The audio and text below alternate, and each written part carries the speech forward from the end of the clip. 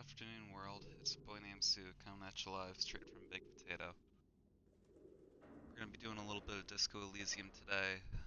It's gonna be a really short stream, but I'm just basically finding a better stopping point than what we stopped at last night, since we had to stop so abruptly. Uh, and then we'll be just kind of like calling it. So it'll probably be a little bit over an hour long. Just a little tiny session today. And then I'm actually have plans to go to the movies later with my girl. We're gonna go see a Yes? new Alien movie.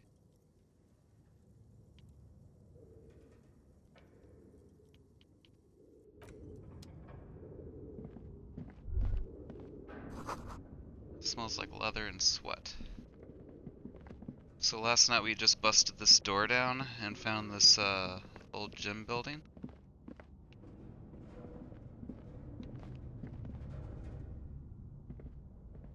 It keeps like Yes? popping up that we can talk to him.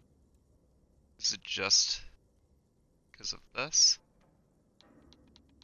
Or is it something else? Poster says Sidious Fortis, the rest is worn off. It's dark.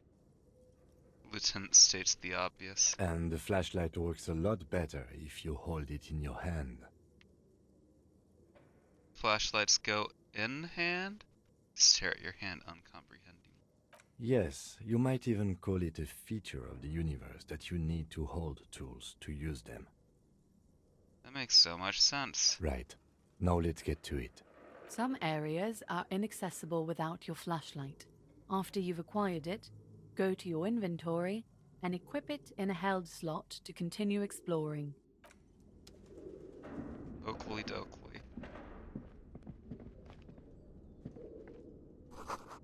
Worn out wall bars, they look unsafe. A barbell lies on the floor. The color has worn off its weight plates. It's 60 kilograms. Your triceps hum at the sight of these weights. Show the world what kind of beast it's dealing with. Lift them. There are no collars on the barbell. This is a safety hazard. Why does it feel so familiar? Is this familiar because I'm a weightlifter? No, it's not that. It's the stale smell of rubber, the squeaky sound of sneakers, your bruised knee against the mat, and a whistle. Then the feeling is gone. It's just a memory from another life, when you were young and fit. Look, Kim, it's a trap. There are no collars on the barbell. You're right. The weight may fall off. Better not touch it then. What kind of a bastard would just remove the collars? It should be a felony. It would be a violation of EPIS safety regulations if the gym was still operating, but it isn't. No one's supposed to come here anymore. Alright, well, I'm a fucking idiot, so...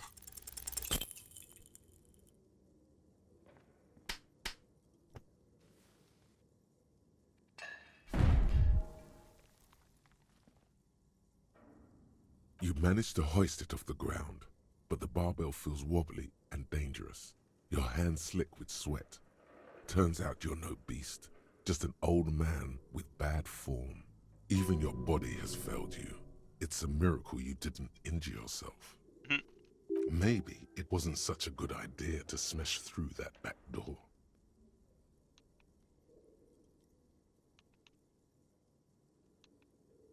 Seems like I'm a little out of shape, or maybe these gloves just suck. Proper weightlifting gloves would definitely afford a better grip.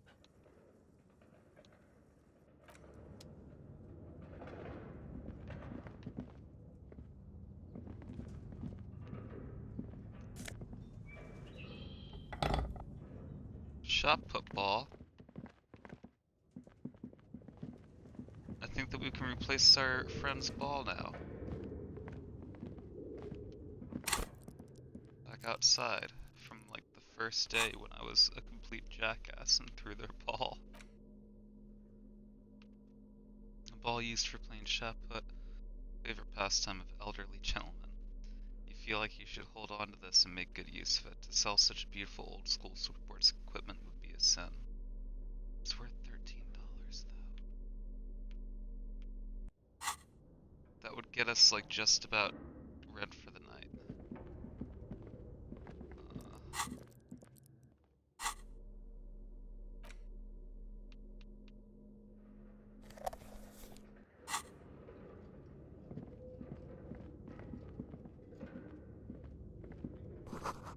The hallway is blocked by old window panes and debris.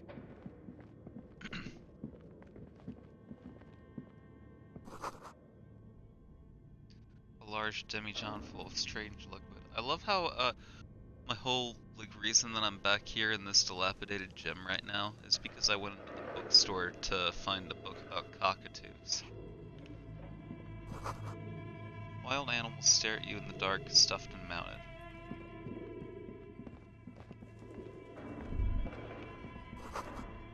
It's like the remains of the 24th window repair shop. Airship rotors covered in spider webs, they remind you of blades.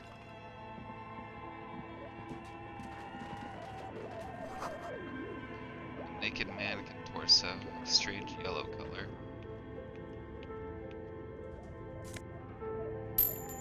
Aha! Money, money, money, money, money, money. This appears to be some kind of machine with a cube-shaped heart and a wired framework.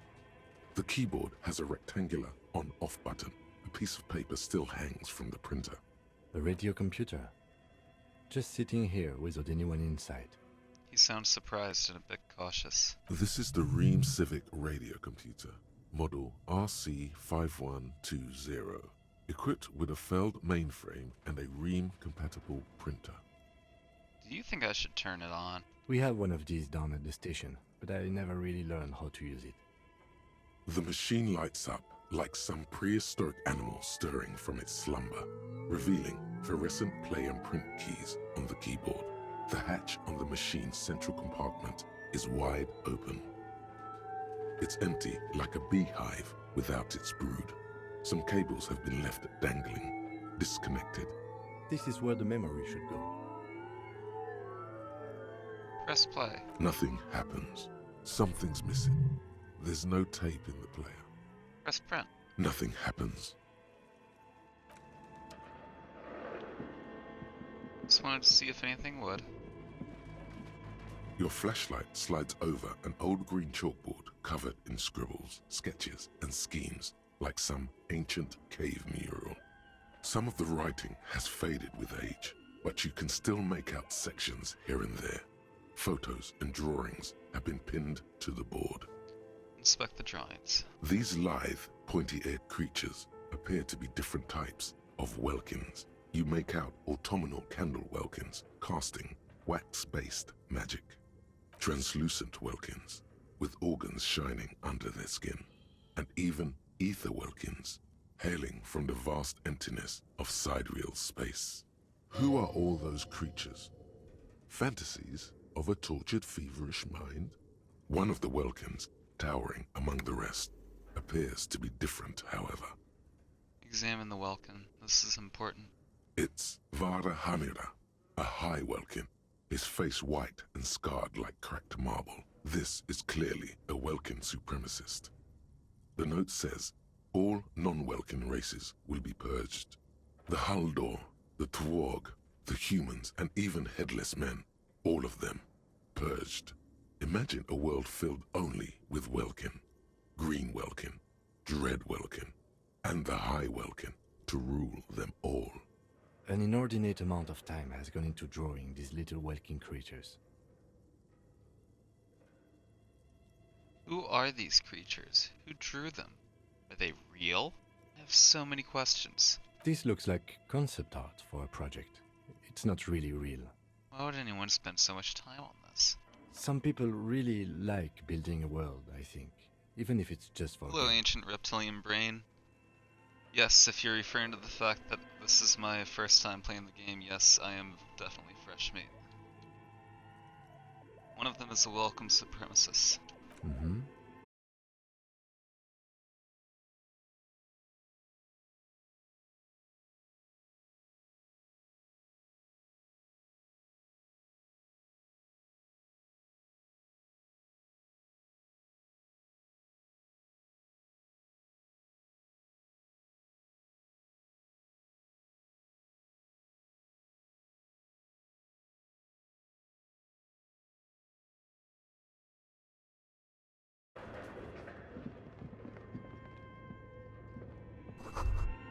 Blue velvet, soft to the touch, moth bitten.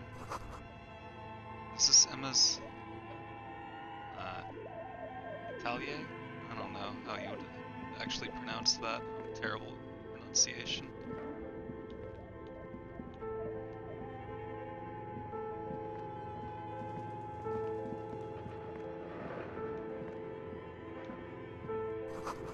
Scribbled across a notebook, developers of the most advanced RPG in the universe.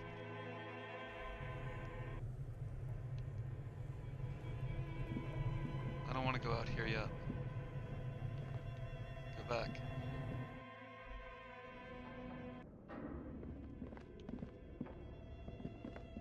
This old fireplace is covered in lines drawn in blue and red marker, the mesh spreading over the stone like blood vessels on alabaster skin. It looks ghostly and strangely ancient. What am I looking at? Radio frequencies, it seems. UKV 123.6, UKV 123.7, UKV 123.9. Some written notes, too. Sparse and cryptic. Radio frequencies for what? Unclear. It looks like a cardiovascular system split into veins and capillaries.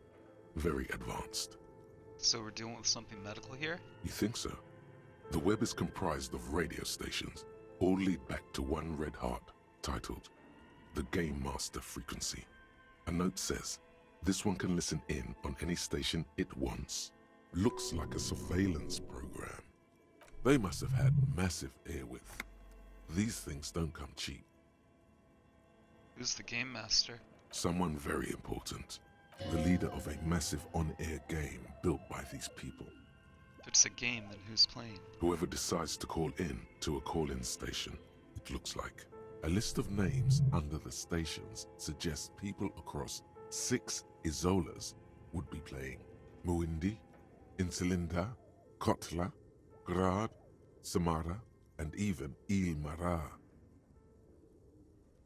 All of this is gone, left unrealized.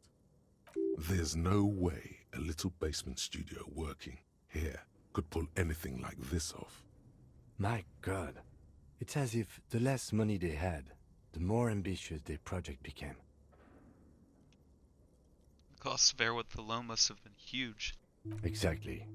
This schedule, I know doom when I see it. The company was running out of funding. What else? Nothing. It's just lines on marble. An echo from times long gone. No one has used the fireplace in ages. Okay. What do you think is going on with that computer, chalkboard, and fireplace? It looks like an undercover counterintelligence program. No, that's not it. I think... Like he's ready to lay out a fine theory, crafted together like a puzzle box. It looks like one of those popular pen and paper role-playing games. Only these people were trying to automate it, make it work on radio computers. Utter madness, he thinks, as a compliment. How are they planning to do that? Through call-in stations. None of the players have to be physically present. Anyone in the world can participate in the game, as long as they have a two-way radio. Then there's the Game Master frequency that listens in on the smaller call-in stations. I think that was supposed to coordinate the stories, functioning as a master of ceremonies of sorts. His fascination has swept aside other concerns for the moment. He's a little hooked. Coordinating so many games would take a whole switchboard of people, possibly divided into sub-frequencies. Has anyone ever done this before? Not to my knowledge. They make automated games in Grad, Messina, Königstein. You know, places with industry. But I don't think anyone has attempted to create an inter-isolary game before. We just don't have the technology. And this was a role-playing game? Indeed, those Welkins are a dead giveaway. Role-playing people love that stuff. The world looks like a modified version of the WeWorld board game, with hit death thrown in. What do you think happened to the company? No idea. They stopped filling out the schedule on the chalkboard. Wow. Indeed, it's ambitious and untethered from reality, but...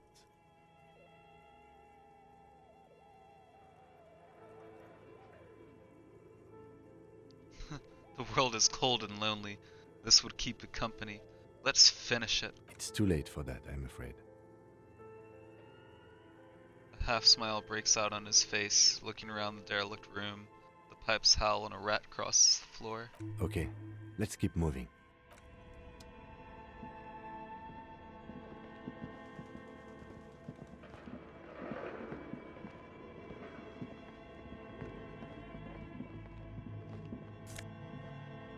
Money, money, money, money.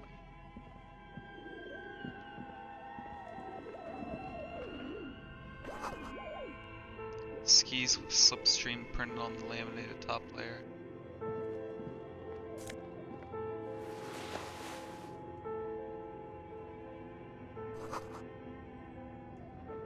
Steel rotor blades buried a slipstream logo. We just get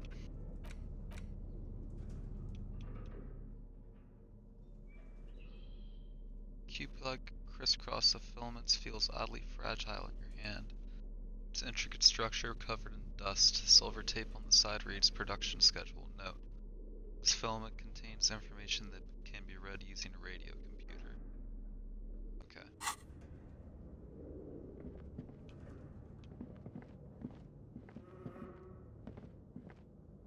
Am I missing anything in here? I don't think so.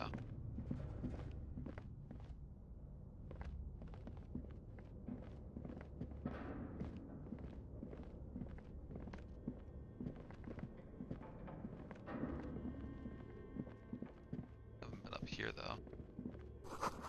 Shoes in a puddle of melting snow. Floorboards creak.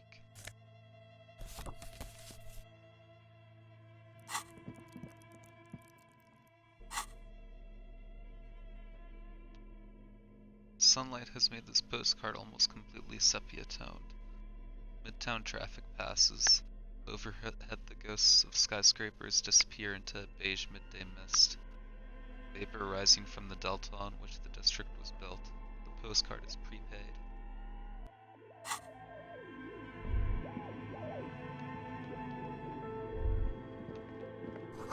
Does someone live here? An iron safety curtain curves before your eyes, folded like a bellows.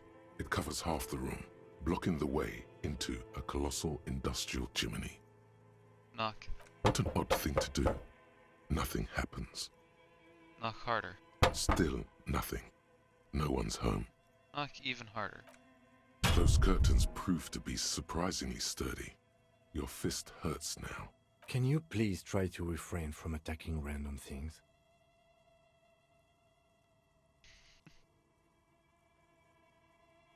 This is not random, this is significant. I want to see what's on the other side. Why do you think there's something on the other side, necessarily? The lieutenant asks, but you can see a spark of curiosity in his eyes. In any case, there's no way we can get in right now. Let's investigate further. Bent metal. Broken glass. Your path lies strewn with the broken forms of everyday objects. You are the destroyer, the bane of inanimate matter. No, I'm just a disempowered individual trying to take my disempowerment out on everyday objects. Look, there's a discarded milk carton on the floor. Why don't you destroy that, too? No, I actually feel sorry for the things I've destroyed. I'm sorry, milk carton. No, fuck you, milk carton. This is all your fault. Kudos.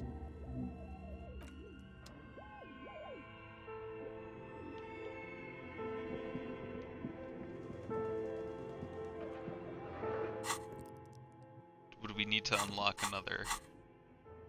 I think we would.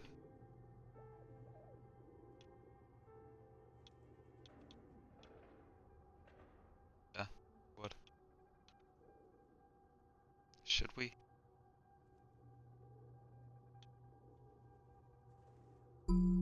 Fuck it.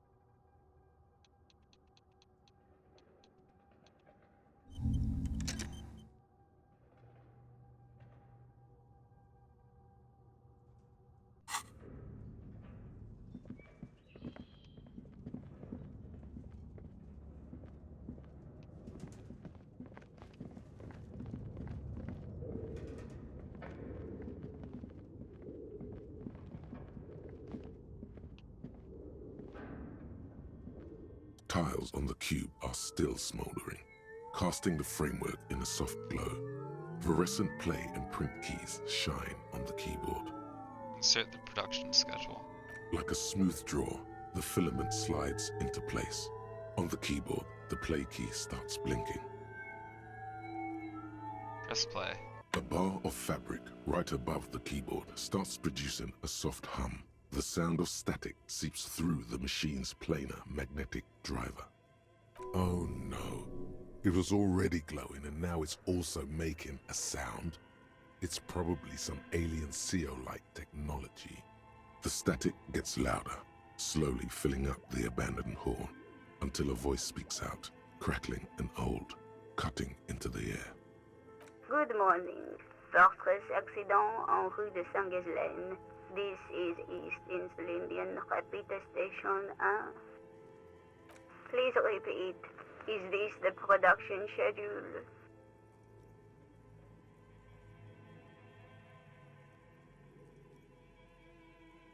What's the production schedule? The filament you have inserted into the reader. Ah, right. That was a question. Have you inserted it into the core? Yes. Good. Please repeat the password. Password? Of course it would have a password. That's why there's a human administrator involved. You should ask her for a hint. Huh?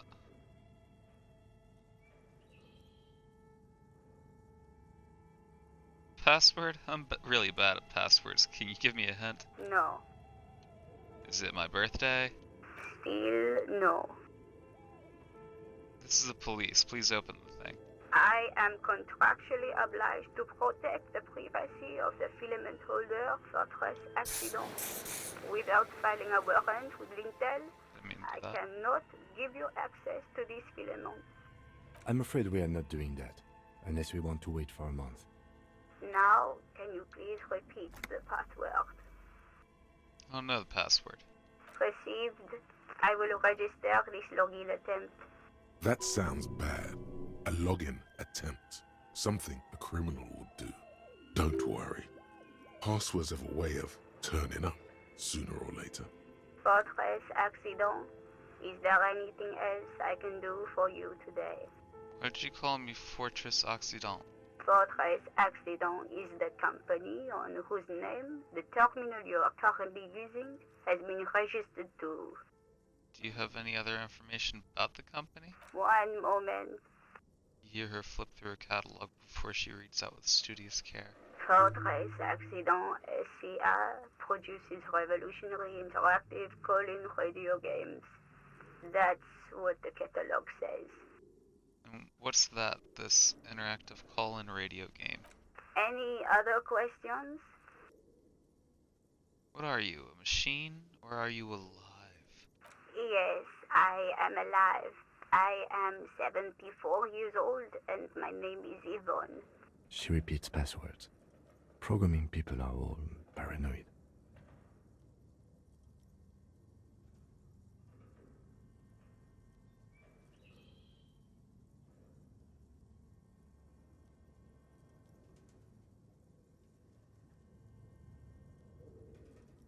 Okay, but where are you? How did you know where I am? I work as a repeater at the East Insulindian Repeater Station. It's my job to know where you are, Fortress accident. As for me, well, I am sitting in my cubicle, surrounded by a wall of radios. On an island on the river Esperance, a small woman, all skin and bones, sits in a room filled with audio equipment. Thousands of tiny lights are reflected back from her prescription lenses, like stars in the dark. Doesn't it get lonely, sitting there all by herself? Doesn't it get lonely doing this job? Lonely? Why would it get lonely? I get to talk to people all day. That's why she does this. Now, please tell me if there's anything else I can do, Fortress accident. That's all for now. Thank you, and goodbye. Old lady's voice disappears along with the static. Tiles on the cube are still smoldering, casting the framework in a soft glow. Fluorescent play and print keys shine on the keyboard. Press print. Nothing happens. Oh well.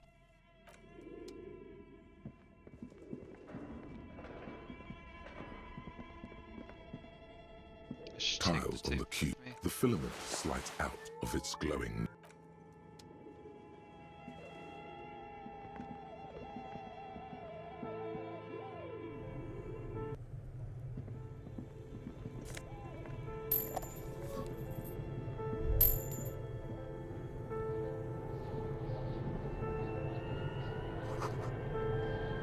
The wind howls the wind howls in from the coal chute above.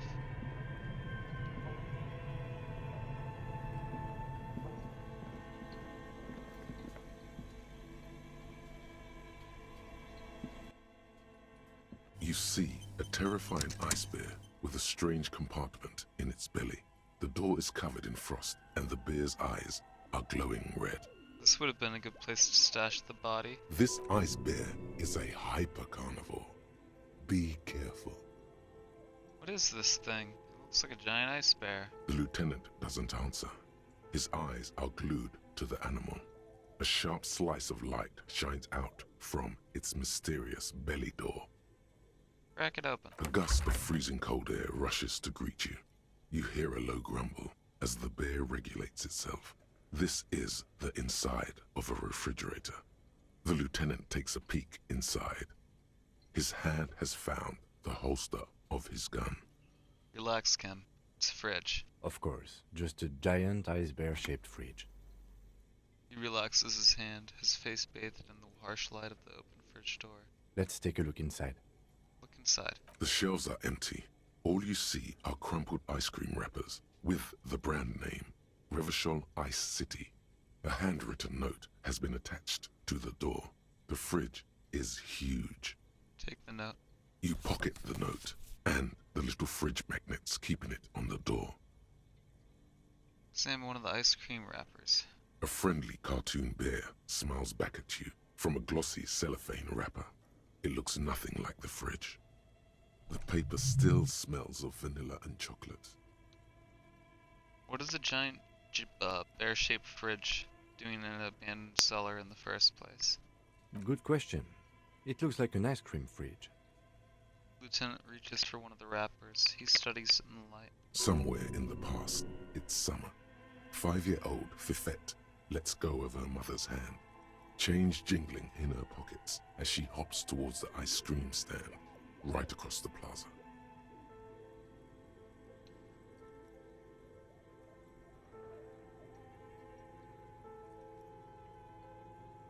So they tried to sell ice cream from this hyper-carnivore.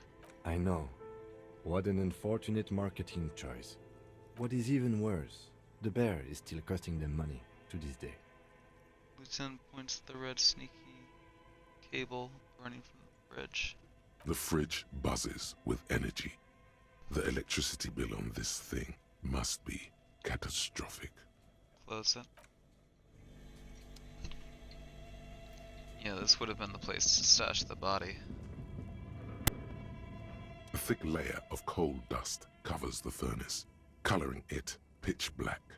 Looks like this furnace has a face, and it's a face of agony.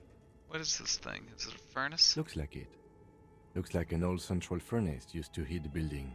It's connected to the chimney. He opens the door and gingerly peeks inside. No one has used it in ages. No signs of any recent fire. Only dead rats. Look inside. It's dark and grimy here. In the darkness you can hear chatter. It's coming from above.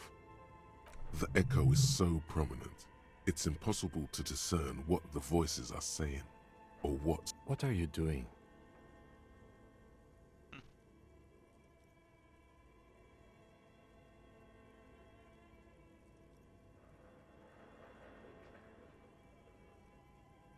I hear the murderer of the hangman talking. Wait, really? Maybe it's coming from behind those safety curtains we saw upstairs. We should ask the lady in the bookstore what's going on with these curtains. Smear your hands with coal. A lush layer of coal now covers your skin, sinking into the wrinkles. Your hands look ancient. You feel the spirit of Ramut Karzai, ancient hero of Grad, pulsing through you.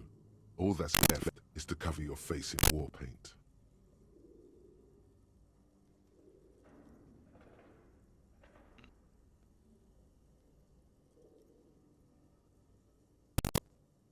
Adramut Kazai. Smear your cheeks black with coal. 3 dangerous stripes appear onto your cheeks, telling stories of your wild soul. What are you doing? I am the reincarnation of an ancient Ilmaran warrior. Please wipe your face clean, officer. Don't wipe it. These 3 stripes give you strength in this dangerous realm. It would be foolish to remove them. We're exploring this dark place, and I need the protection of my war paint affords. And this protects you.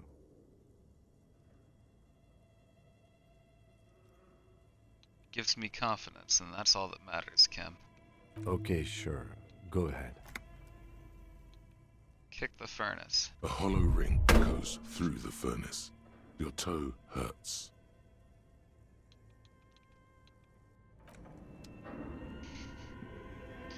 I just can't help it, you know? Wall collapsed, it's inaccessible.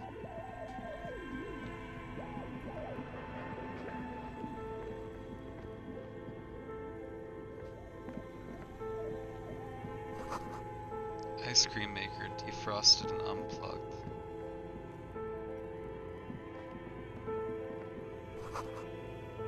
Flashlight casts a strange shadow. There's a hidden doorway here.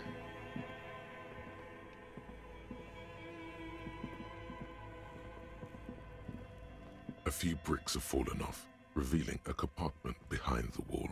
It's too dark to see in. Where are we? Seems like an old bunker from the revolutionary period. Look at all those rifles. Must be an old weapons cache. Look, there's a hole in the wall. There is, yes. And there also appears to be something inside the hole. Interesting. Do you want to take a look? Alright, I do. Your hand reaches deep into darkness and spiderwebs. Rummaging around, you find rusty rifles hidden away. Rifles, Kim. Are these any good?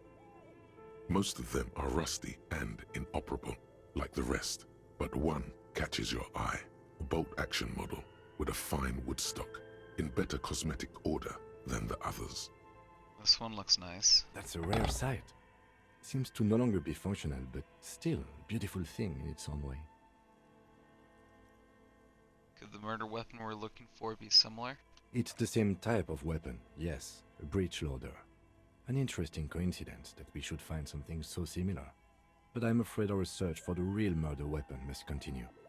What does this mean? A rifle here? It means there are firearms, albeit inoperable, still lying around in Martinez.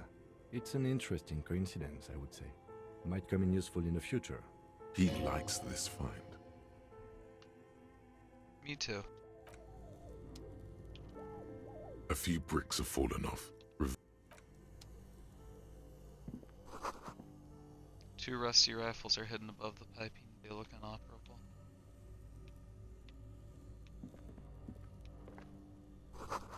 Someone has stuck some busted guns beneath the ceiling.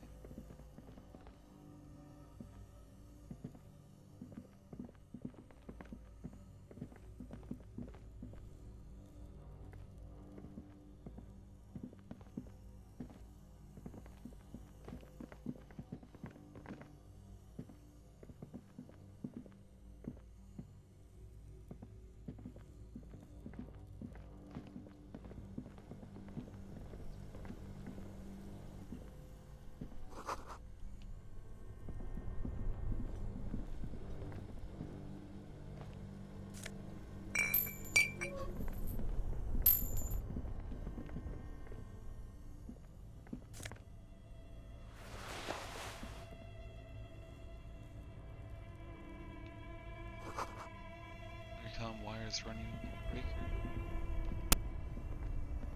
2 cables are plugged into the breaker box. The red one leads to the ice bear fridge, and the black one to the ice cream maker nearby.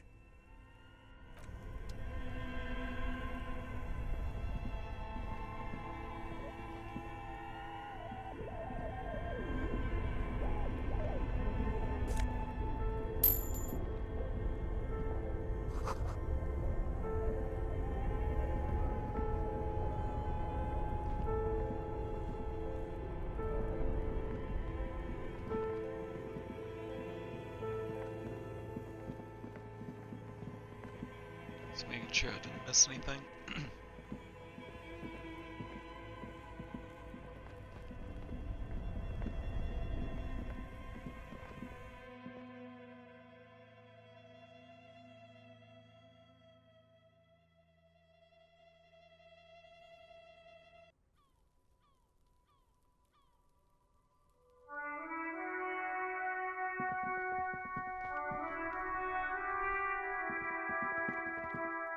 Oh.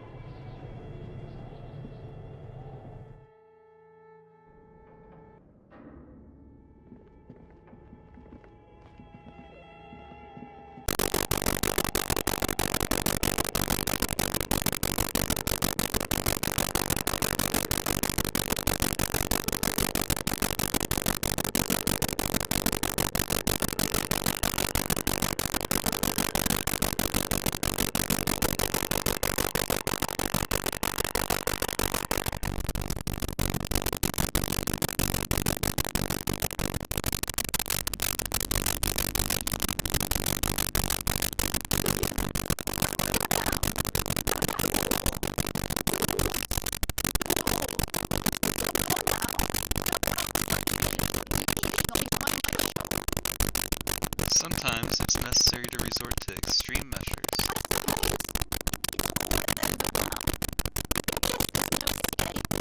What are you talking about? It's just a door.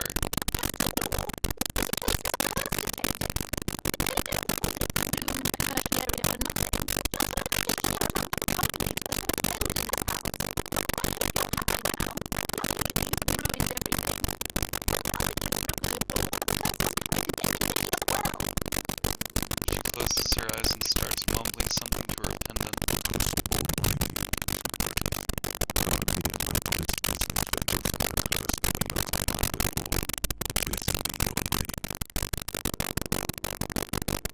I didn't know about the curse.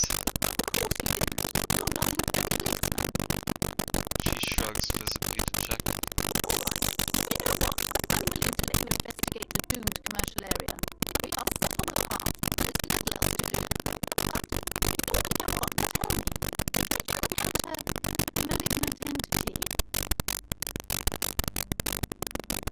Huh. Of course, the entity. I didn't see her, but I sensed her presence.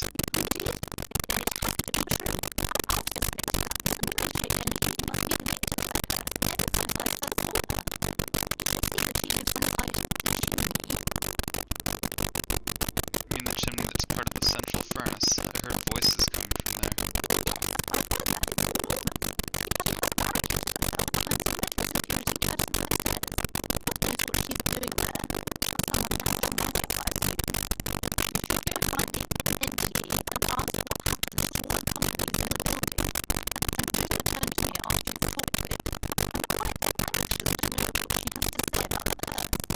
If you are really interested in extracting this mystery, then maybe you should go back to the furnaces. Maybe you will be able to it or something. Who knows? Or maybe you think of something you will do.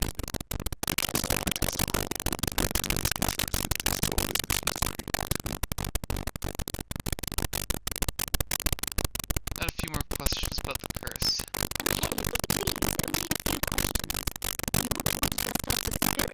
How does the curse manifest?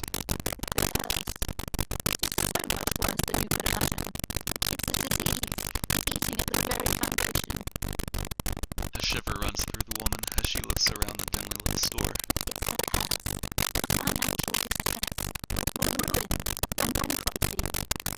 She peers at the curtains again.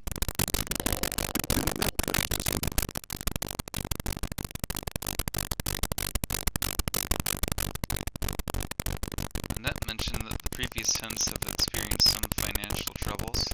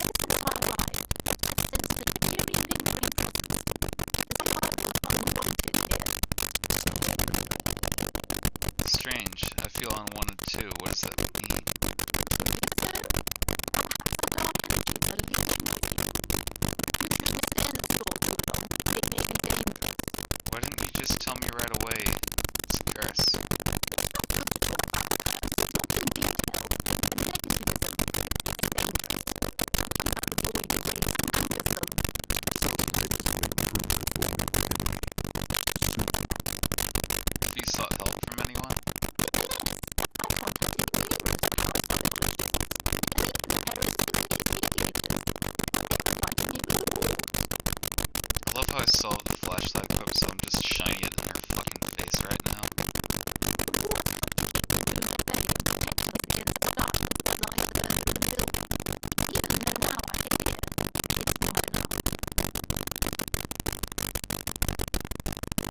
Is your pendant part of the wards as well?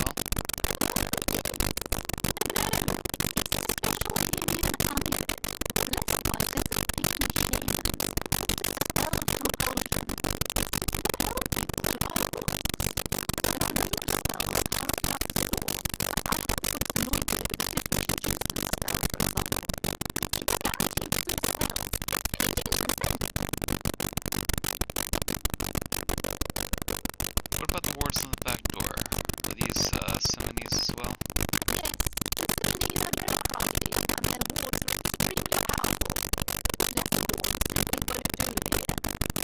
Alright. Before you scans the store, her shoulders rigid and tense.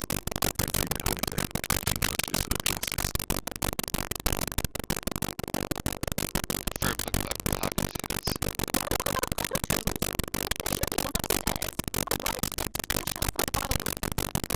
Your daughter is the one standing outside the store, right?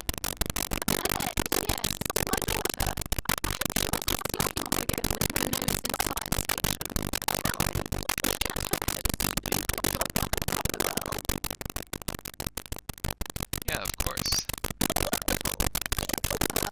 Yeah.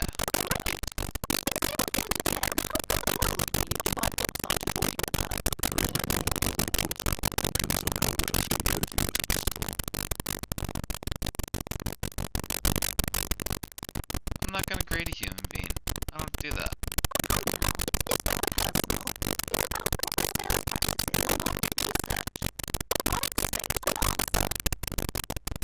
Ten.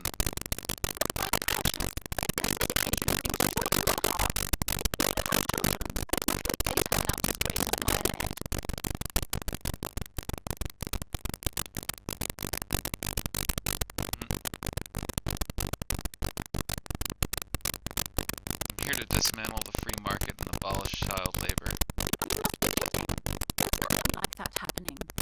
Depends, how much do you pay the kid? Good sir. What does a young child do with money anyway? No, I save it for her as a fund. She's securing her financial future out there. Oh, I guess I was mistaken. Indeed. Are we done with the jokes now? Yes, we've had quite enough fun here. Right. The way you're handling her strikes me as wrong. Mind your own business, sir. In our society, people don't get to tell each other how to raise their children. It's none of your or anyone's business. Denial is the way she copes with criticism. The woman before you scans the store, her shoulders rigid and tense. Every now and then, she nudges her glasses.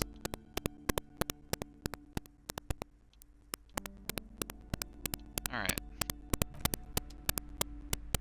Let's unequip the flashlight.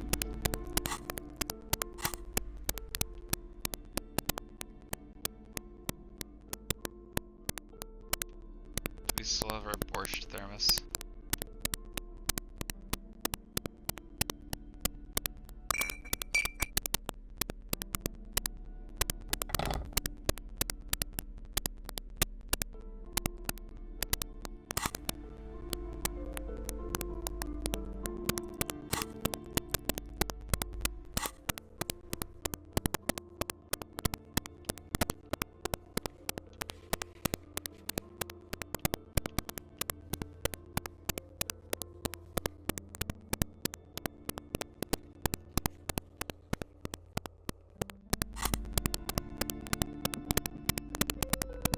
The display rack is brimming with worn paper. Okay. I said that the cockatoo books are up here by the biographies. Shelves full of biographies. So is it this one? Or is it the other? Here? A sulfur-crested cockatoo sits on the cover, its beak slightly open. It looks as if the bird is calling out the book title, From A to Zurich, a guide to a well-behaved cockatoo. Flip through. Turns out that there are so many different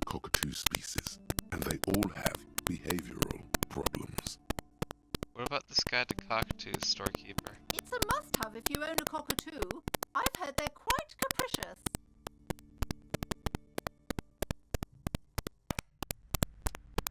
Okay, I really want to see what happens.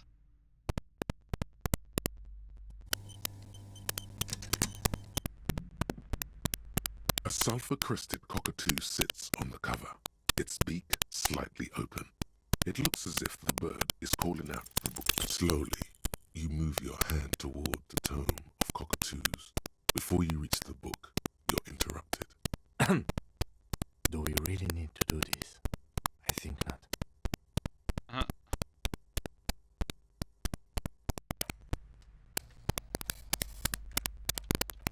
What if I really want to do this?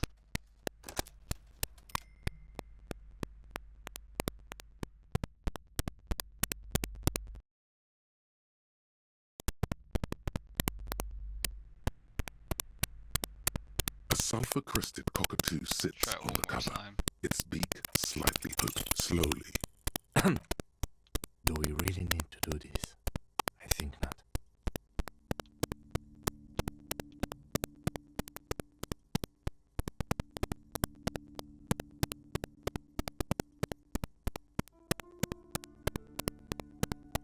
Oh, nature enthusiast. Good choice.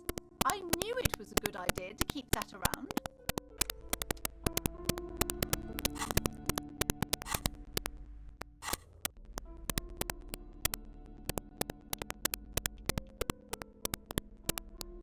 Handwritten note you found from the giant iceberg fridge. It still bears some marks from the fruit-shaped kitchen magnets that were used to secure it to the refrigerator door. the note is written with a blue pencil on a piece of lined office paper. The kitchen magnets have left spots on its surface. Does it say anything interesting? Lieutenant leans closer to read the crumpled note over your shoulder. This is tangential at best, but the lieutenant's detective instinct is still active. Read it. Someone has scribbled, S. I can't believe the off-site copy is still here. The illiterate ginger kid keeps stealing stuff from the studio, so I had to hide it somewhere safe. You'll find the filament memory with the off-site copy in the frozen ice cream maker. Please take it home, ASAP. It's important. I'd do it myself if I lived in a civilized place with a freezer. Take care, Sully Swaff. Wonder who wrote that note. Looks like someone from that radio game company upstairs. I'm a little surprised they just left their property lying here. Maybe it's because of the entity. That's implausible. Remind me again, what's the filament memory? It belongs inside a radio computer, storing its memory. It's like a tape. You listen. It's like the production schedule you found. Only this one's an off-site copy. Who's the illiterate ginger kid? Really? You don't have a single guess? You mean Kuno? Oh, I'm sure that child would love to get his hands on a filament memory. Even if he doesn't know what to do with it, he'd probably try to pawn it for speed, based on our encounter. Any idea where the frozen ice cream maker could be? I don't know. I assume it's somewhere close to the iceberg fridge. Didn't you see one right next to the breaker box?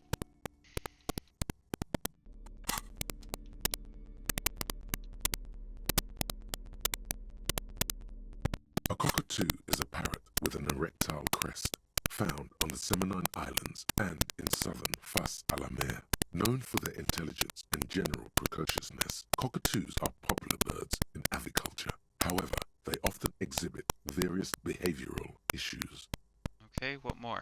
This book talks about the delicate nature of twos, as well as introducing some of the most popular species among the bird enthusiasts.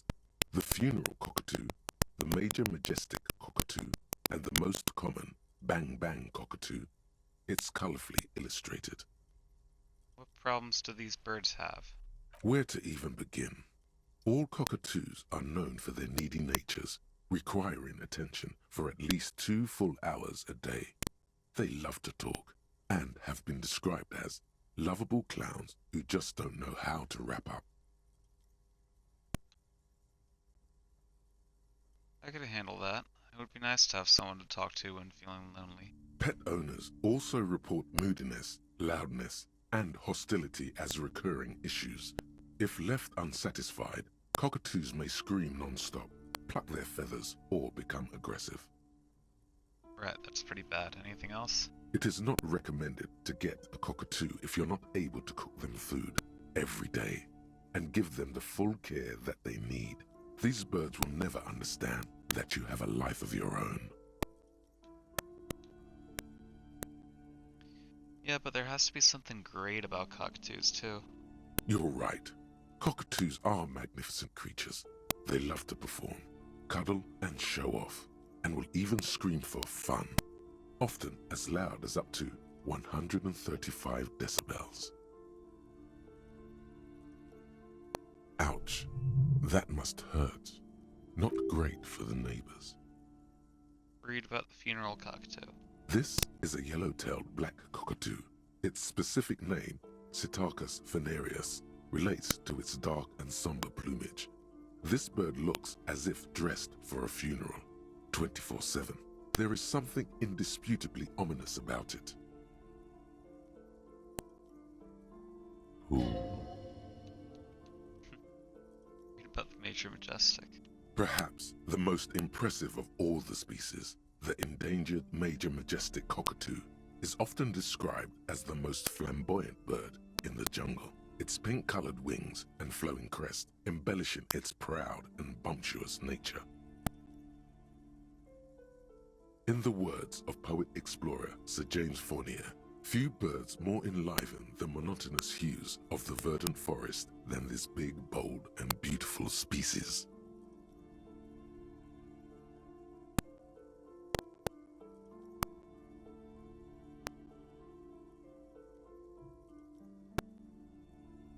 It must be glorious to behold, dark pink and snow white. Despite its banging name, the bang-bang cockatoo is actually the shyest of the species, common in almost all Seminoles forests, as well as zoos and homes all over the world. Its plumage is mainly grey and white. The Seminoles name, bang-bang, is thought to be of onomatopoeic origins. Honestly, the bird does sound a little bit like me. Yes, but all those cockatoo species are so different.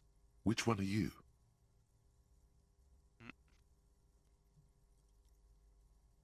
What if I'm just a fuck-up-a-two? A fuck-up and a cockatoo? You're right. You're a fuckatoo embodied. This sorry-ass bird belongs on your heraldry. It probably doesn't even have feathers and only screams.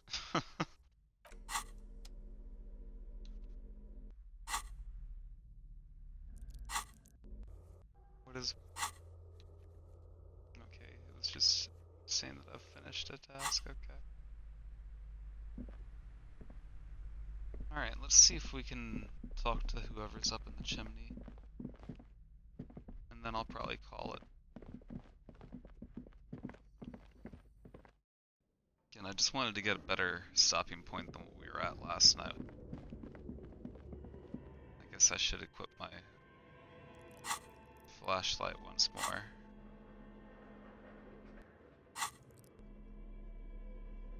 Helps if you hit the right buttons.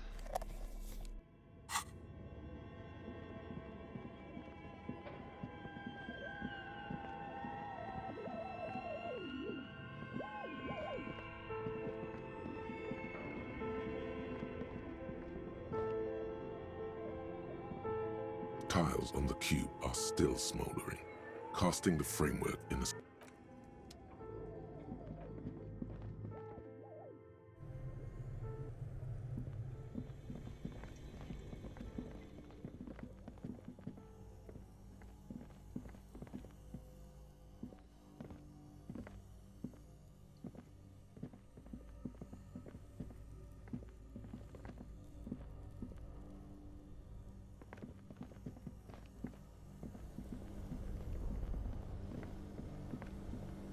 This orange machine is buzzing like an old submarine. It has a hand-cranked ice cream churner on top and an electric freezer that appears to be frozen shut. Turn the crank. Turning the crank feels oddly satisfying, like stirring your childhood dreams. In the distance you hear water dripping. It's all gone now. You'll never become a poet. or an entrepreneur. What better to assuage the creeping sense of failure than some frozen fat and sugar?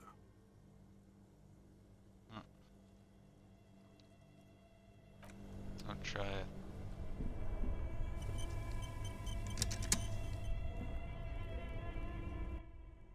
Two cables are plugged into the breaker box. The red one leads to the ice bear fridge, and the black one to the ice cream maker nearby.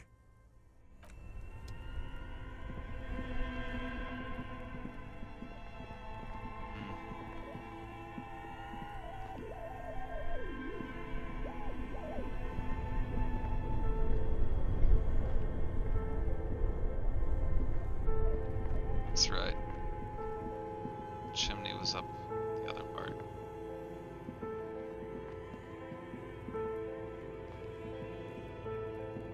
Excuse me, Kim. Will we yell up through this part, though? A thick layer of coal dust covers the furnace, coloring it pitch black. Hello? Something breaks loose in you. A mighty bellow echoes throughout the chimney's depths. The chatter of tiny voices above suddenly cease. Then, You hear a woman's voice answer. you've awakened the entity. Hello, are you there? Speak to me. Hello? Did you say anything? I can't hear you. Please come upstairs.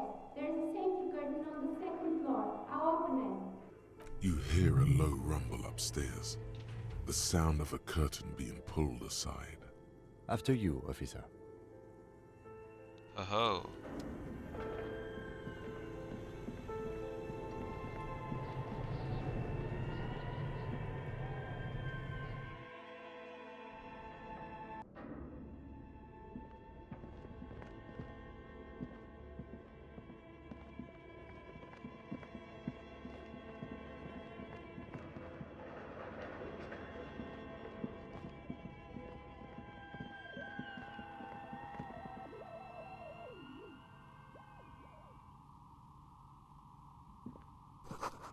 Tray is full of dice, colorful polyhedral dice, hundreds of them. Candy dispenser has been repurposed to contain thousands of dice. Hello. I'm Nia. Bird-like woman sits on a throne of tools with emerald light shining through her hair. Did you try knocking on my window? I must have missed you. I've been listening to my Melius. She taps on her headphones. So what kind of die are you looking for? Could this be the malicious entity? Perhaps it's wise to go along with this masquerade for now. She's got a direct view to the backyard. You should interrogate her about the lynching. What do you mean by Milius? Yes, Amelia is like a call-in station. You need a two-way radio to access one. That's why I have these. She pats the headphones on the table. Mostly, they just teach you to swear in different languages. Oh. But some of the stations can be quite interesting. I was so absorbed, I must have missed you knocking. Why are you asking me about dice? I'm a novelty dice maker. Tell me the name of your role-playing system and I'll make the die you need. That's why you're here, yes? As she speaks, her bone-like fingers fiddle with a ring. Her bones light, but her hands strong.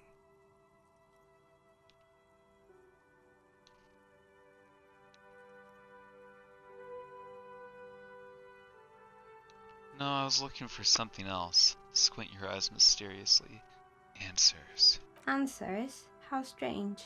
These days people only come to me for dice and role-playing games. I'm not sure how helpful I'll be, but go ahead and ask. The walls around her are covered with rows of precious stones and minerals. This person means you, or no one else, absolutely no harm. She will answer freely and honestly. How did you become a dice maker? How did I become one? It was a business decision. I was a regular jeweler at first, but that's an unfocused field with too much competition. Some of my friends were role players. They asked me to make some polyhedral dice out of cobalt. That was my first order. I grew it from there. Do you like RPGs yourself? Not especially. I like working with rare materials and a steady pay. And role players as customers? They're nice people. She's thankful for the security they provide her. I want to order a die from you. Of course. Tell me what you have in mind.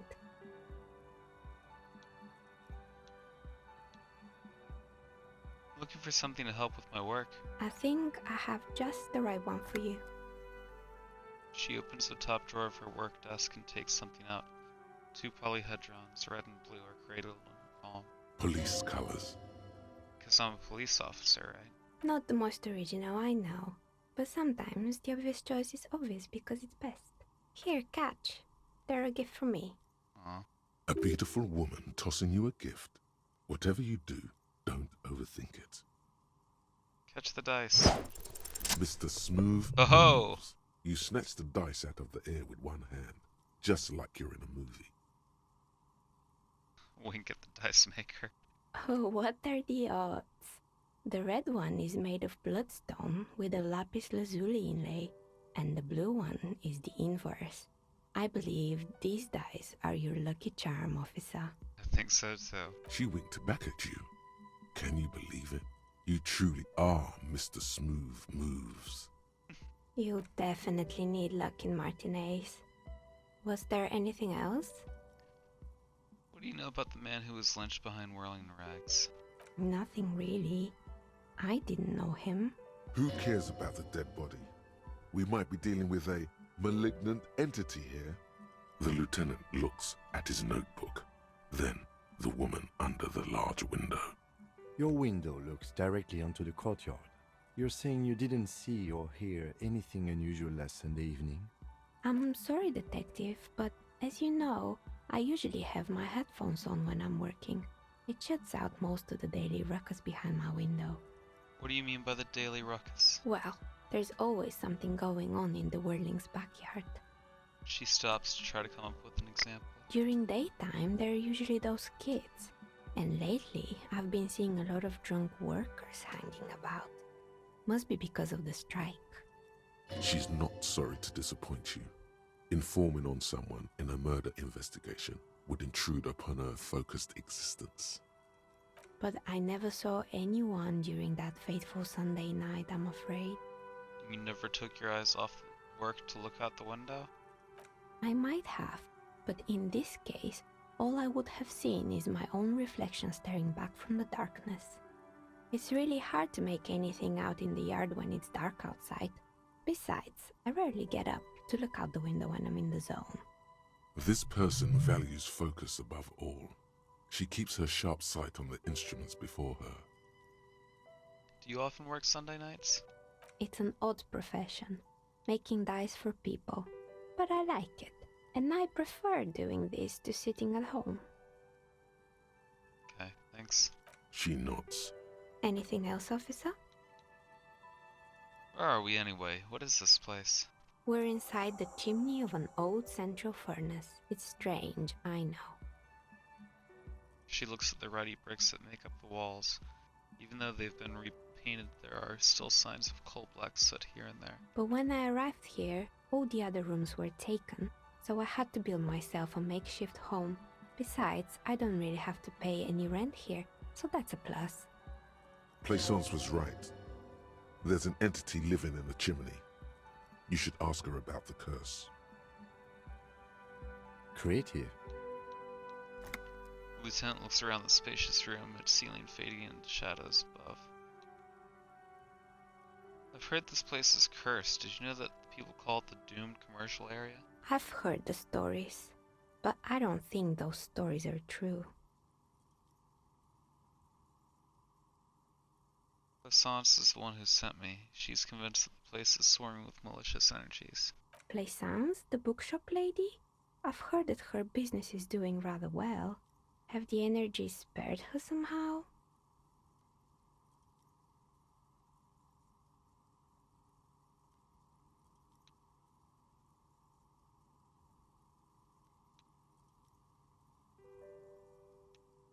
Actually, the bookstore isn't doing that well. There are hardly any customers, and she has to exploit her own daughter to keep the company going. Oh, right.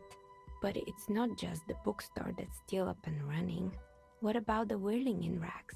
Some people say it's part of the building complex.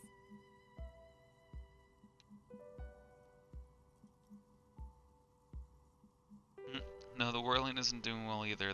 Its waitress just took off, and customers have trouble paying bills. And then there is me. She sighs, looking at her messy work table. All kinds of tools there lie scattered, from knives to carving files to wire cutters.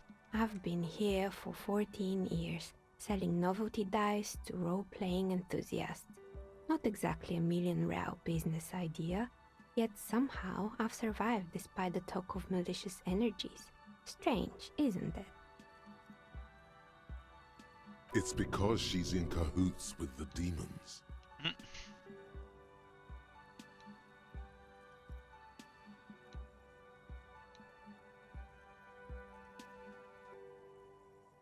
I'll be the first to admit there are many inconsistencies in this so-called curse. I was just about to ask.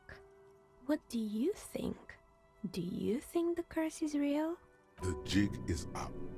The she-demon knows you've uncovered her true identity. Time has come to face the source. Fear not, for the forces of the universe are supporting you in this psychic quest.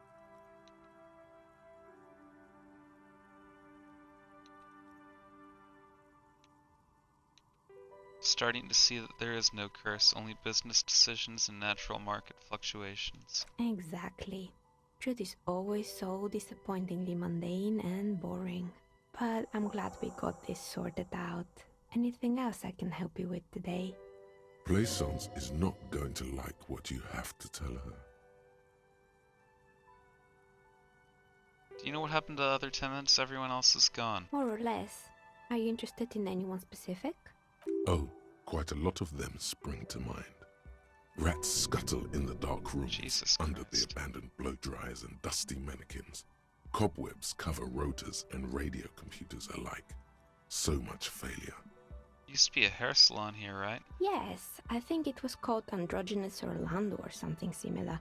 They weren't a big hit around here. Turns out that working class men don't like genderless haircuts. They're scared of that word. You wouldn't like it either. The others would laugh at you.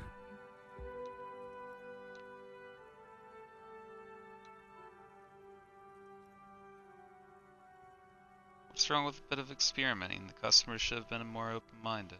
I guess it just wasn't the time yet. It wasn't merely a gym, it was Artemitep's Boxing Club, a community project created to steer at-risk youth away from drugs and crime. Yeah, that's what Kuno needs, a community-centric boxing club. Kuno. Who's Kuno? He's a little ginger gremlin who likes to defile dead bodies. Oh yes, you mean the kid with the sailor's mouth. Yes, I've heard him yelling profanities in the backyard. She looks out of the window. It's oddly quiet there at the moment. I think it would take more than a gym to help that kid. And who was Armantep? A kind Artem man Tep. from Zemsk. I heard he Armantep. had some trouble with the law when he was younger, and that's why he wanted to start the gym, as his way of giving back.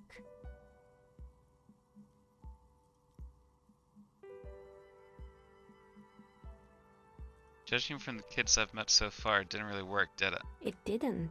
If anything, it made the youth situation in Martinez even worse. At some point, someone started a rumor that the punching bag downstairs was full of amphetamines. You should have known it. It's not really full of that.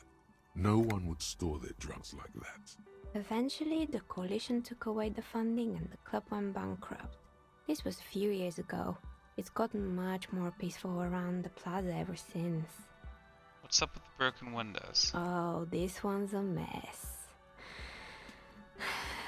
There used to be a company that promised to repair windows 24 hours a day. What could go wrong with this one, right? Turns out, the business was actually set up as a front for an illicit group that was producing snuff medias. Who would Ugh. have guessed? And they never cleaned up the debris either. Now it's just littering the hallway and I have no idea how to get rid of it on my own. Cool, very cool about the debris, but what's a snuff milieu? It's a sub-Rosa radio station that broadcasts real murders with real victims. Some people pay good money to get off on it.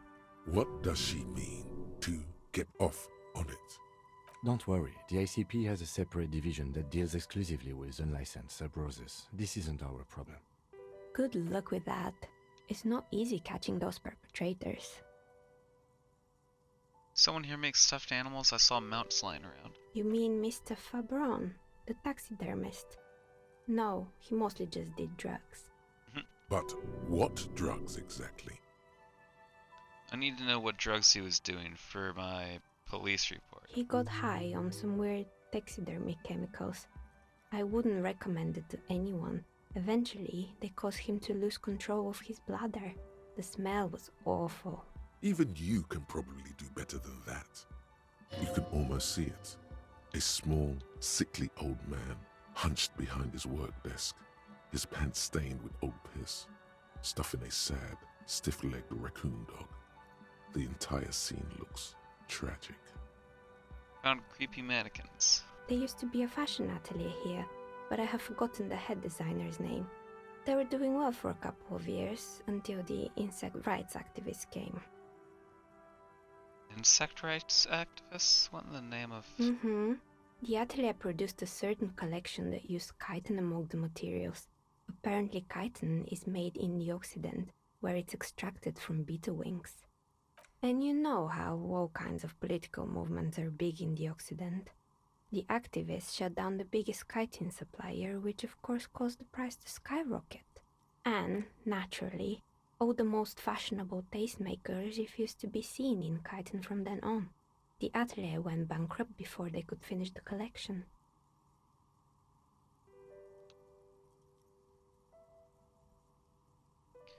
Glad that somebody took care of the little guys. I like bugs. Really? Anyway. She looks up at the windowsill where a dead fly is lying on its back, legs curled up in a bow tie. Poor guy. Suddenly, you get a feeling that insects are important to the case somehow. It's hard to say why.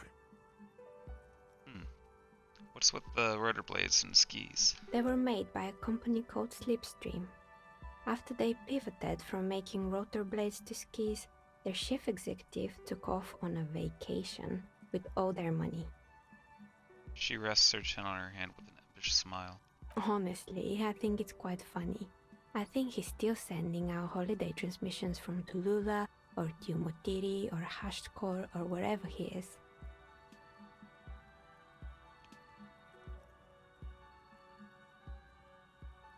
Interesting, what do these transmissions say? The usual, I imagine. That he's been thinking up all kinds of new business plans and can't wait to get started on them just as soon as he returns. Her smile widens before she sees the lieutenant's face behind you. Men like that are a curse. Lieutenant is stern. Sure, but Slipstream is history now. All their remaining assets got seized by the bailiffs in 47. I have no idea why those skis and blades are still lying around in the house. Not much use now, I guess. They were just props. Why return them? Maybe you could make a sword out of one. No, wait, forget it. It would take too long. I found a strange machine. Fortress Accident, the radio game studio. She closes her eyes as some remnant of a memory lights up her face. She liked them. They were an interesting bunch. We talked about role-playing systems every now and then. Once, I even saw two of them get into fisticuffs over Wirral. They certainly took their work very seriously, even if they seemed to be chronically liberal with their schedules. What do you mean liberal? What happened? The usual. They ran out of money and couldn't get the project done on time. What went wrong? Well, I did hear them talking at times. She looks at the hallway as if she can still hear them chit-chat behind her curtains on a cigarette break. They seemed to believe they were historical individuals on some grand quest. From what I've seen so far, the project did look quite impressive. Yes, but when the money started to run out, they just began to complain a lot about capitalism. You know, how the markets are rigged to keep out new businesses and so on. In the end, they just didn't get it done. They didn't have enough willpower to produce something truly historic, and to show up to work on time. Showing up to work on time is hard. No, scratch that. Showing up to work at all is difficult, especially if you've been drinking. Well, showing up to work on time is incredibly hard. And so is producing something extraordinary. Her eyes wander to the shelves full of die prototypes and discarded models. Something strains her face before she looks up again. Anything else? There was a terrifying taxidermied bear in the cellar. Oh boy, the fabled Revo-show ICT. You're in for a treat here. She smiles and leans closer, hands on her knees like a stand-up comedian ready to tell a story. The place was owned by two guys who had some rather innovative ideas about marketing. The bear was one of them. Now ask me about their other ideas. Alright, what about the other ideas? There was really just one, and it involved picking out the prettiest girls in the neighborhood and paying them 20 cents per hour to man the booth. And by man the booth, I mean slump behind the counter with a face that could maim you if you ever dared to disturb their bored magazine browsing. She leans back, disapproving. Sounds like she really didn't like those girls. Fritta does the same thing.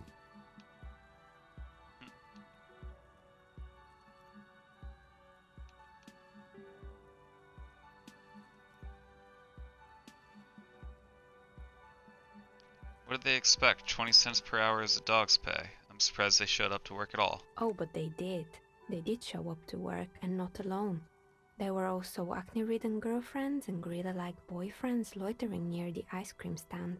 And they already had the bear. She closes her eyes as if remembering something painful. What about the bear? The bear. She repeats, pressing thumbs into her temples like trying to suppress a headache. Didn't work out? Of course not. The bear was terrifying. No one wants ice cream guarded by a hostile apex predator. To make matters worse, the fridge didn't work too well either, and half the ice cream came out malformed and partially melted. Eventually, Ravishell Ice City lost the price war to its rival, Glace 5000. Glace 5000 sold caramel sundaes for only 5 cents a piece, out of regular fridges. I'm sure the bear was doing its best. Maybe, because the taxidermist who made that bear definitely wasn't. Doing his best, I mean. How come? He said that the bear was his vision beast. He said he met his vision beast while high on desiccants. Called it Megatherian. Scary, but cool. Megatherian? Megatherian, a mega wild beast. What's a mega wild beast? It's an imaginary beast that guides you through life by telling you to do more drugs, mostly. A wise and noble beast, guiding you toward the land where the streets are paved with drugs. The horrific necktie tightens around your neck, strangely excited. But it doesn't feel particularly fun this time around. I do drugs. I've got a vision beast myself. Do you? Well, good luck keeping it under control. Anyway, now you know the story of the fallen ice cream empire. She seems almost sad finishing the story. Some dust beams swirl in the afternoon air. Her eyes follow it idly. Little sparkling embers under the window. Outside it's light. Light scatters from the low-hanging cloud cover. There's always the threat of snow. Anything else? Another failed business, perhaps? I've been here for a long time. I found the building's intercom, but it's not working. Oh, right. I hope you didn't try to ring me.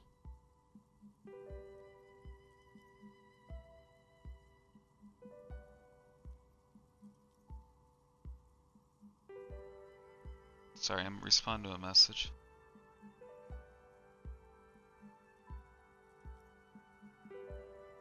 I think none None of those doorbells work, including mine. I'm still in the middle of connecting the wires. Sorry about the confusion. The doorbell with the empty name card must belong to her then.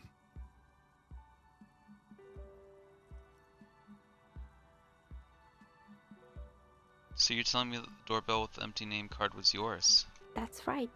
I haven't even written my name there. As I said, it's quite useless right now. It doesn't work yet. I was wondering about the whirling rags. Is it part of the same building complex? You could say so. Both houses were built at the same time and under the East Delta Commerce Center project. That explains why you can call the whirling from the intercom, albeit I doubt that anyone responds. If the whirling is part of the same building, then it's part of the doomed commercial area. The darkness of this place is there, too. I saw a name East Delta Pinball on the doorbell. Right. It used to be a gaming arcade. This is an ancient failure, before my time. I'm not surprised, however. My advice, don't base your business on a fad. Hypnotism, floriography, trick-track, especially pinball. Agreed. Pinball is the worst. His disdain for pinball could not be clearer. Oh yeah? A strange thing happened when I tried calling a company named Slipstream SCA. Someone answered. It can't be true. They don't work here anymore. They've been gone for years. Are you sure it was Slipstream SCA? Was it a woman? Maybe it was Plaisance from the bookstore. It wasn't Plaisance. I know her and I would have recognized her voice. Oh, right. But did this person say anything? She still sounds skeptical. She said that she was from Tricentennial Electrics. Tricentennial Electrics? There's a moment before she recognizes the name. It used to be a major electric company 100 years ago. Are you sure it wasn't just some kids playing a prank on you? No, it was something else. It was eerie. No, it was something else. Something eerie. Pranks can be eerie. She looks as if she's still convinced it's nothing to worry about. Oh, the kids these days.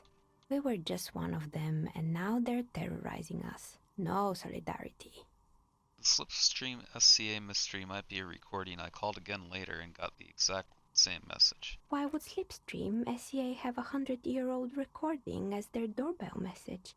Doesn't make any sense. I'm still convinced it was nothing more than some elaborate prank. My money is on electrical anomaly. I've heard of these, especially in an old building like this. Sure, I'm listening. I'm pretty sure it still doesn't work. Sure, I'm listening. Good. I hope it clarified things a bit. What else? Okay, I guess let's try. A gust of cold air sweeps through the chimney. The stones and minerals on the shelves rattle as though agitated. For a moment, it almost feels as though you're outside the building, exposed to the atmosphere. Hey Neha, the curse is real and I figured out why it spared you. Didn't we already talk about this? She asks as the wind continues to seep in through the cracks in the old chimney. It's because you're not in the same building as the others. This isn't technically the doomed commercial area. What are you talking about? My address is exactly the same. Rue de Saint-Guilain 10. No, the old coal plant that used to be here was subsumed into the new venture. Its ruins swallowed up. Yet it has a different address in the heart of the city. No, this used to be a coal plant. You're in a chimney of another building. This doesn't make any sense. She looks around the makeshift nest that she has carved out for herself, bewildered. Are you saying my business was spared because of a technicality? Where is this coming from?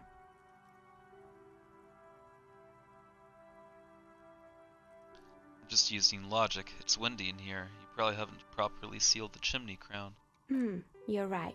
I should take a trip to the roof once the snow is gone. Does it mean that I'm safe from failure? Don't let her become complacent.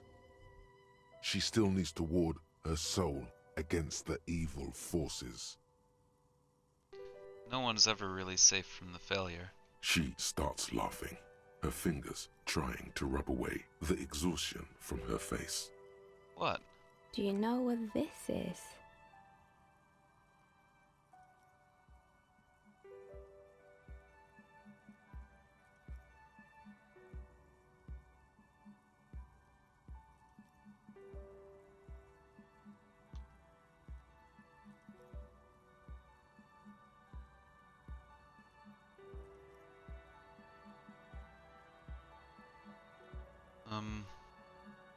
Your lucky charm? Some kind of ward? It's a mourning ring. I made this when my first company failed. It was a small jewelry shop right here in the East Delta Commerce Center, built with the little I inherited from my parents. I drove it into the ground within a year. I didn't have what you would call a viable business plan.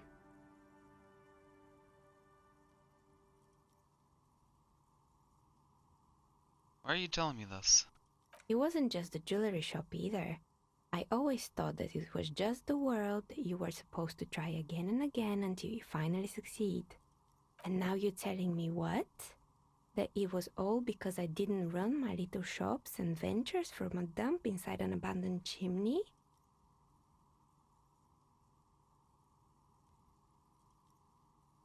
Don't call it a dump. You've made it nice and cozy here. Yeah. Or maybe it's the entire world that's cursed.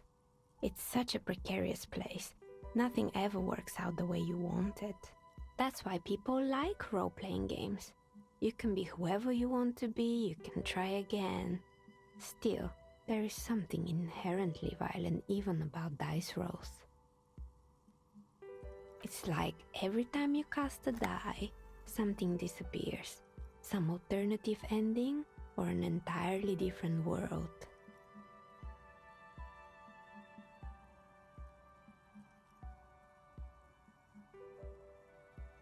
But anyway, thanks for sharing your theories, officer.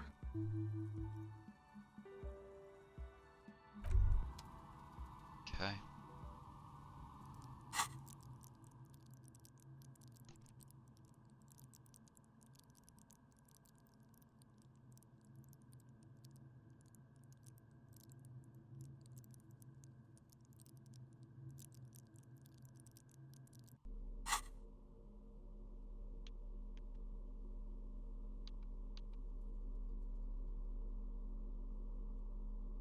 These two 20-sided dice have the color of police alarm, bloodstone for red and lapis lazuli for blue.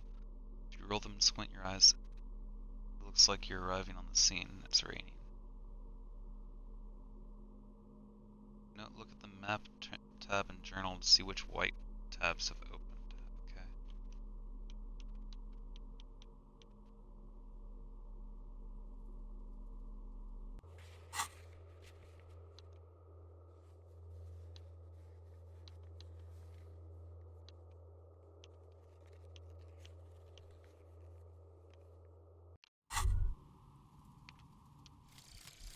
Anti-Object Task Force. Behold, the Anti-Object Task Force has assembled, God's avenging angel, arrayed against the lower emanations of the Darkened One. Shoe racks, tape recorders, motor carriages, and doors. So many doors. You're not just pounding it all to pieces. You're reforging the universe, from the anvil of the heavens to the worms below. Indulge in it. Be bold. Have an impact on the shape of creation. Out of the furnace of your rage. A new reality. Also, you should trash your room again. Okay.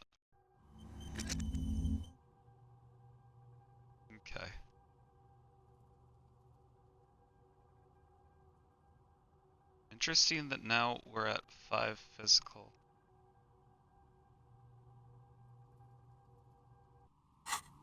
Okay. We are gonna have to call it for the day. Gonna have to get off here so I can start getting ready. As I said, me and my girl are gonna go see the new Alien movie. So, Got a couple of things to do before then, but the next time I hop on later on in the week, I think we're gonna hop into some Fallout 3. I want to get that finished so that we can move on to some other games. And then come Friday, we'll hop back into Elden Ring. Saturday, we'll be doing Lies of P again. So we might not be back in Disco Elysium until Sunday. We'll see. But if there's anybody lurking, thanks for hanging out. It's always good having anybody here. Hope it was entertaining while you were hanging out. Yeah. It's been a boy named Sue coming at you live straight from Baked Potato. I will see you next time.